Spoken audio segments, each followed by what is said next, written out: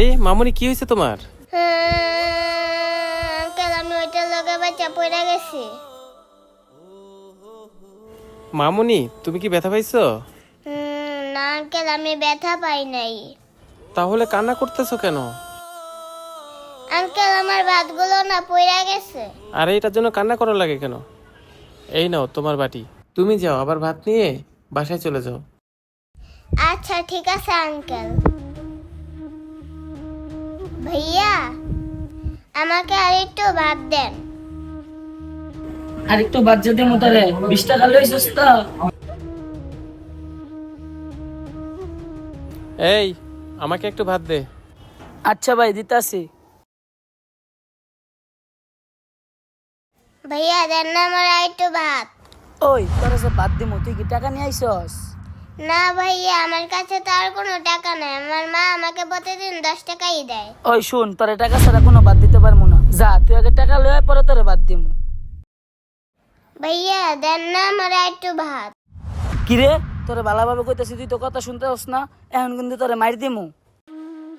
কি ব্যাপার, অঙ্কন এই মেয়েটার সাথে খারাপ ব্যবহার করতেছে কেন?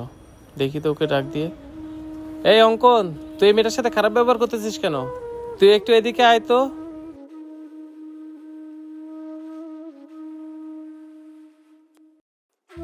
এই নেন ভাই। কি রে, তুই আমার পিছে পিছে আনাইছস কে?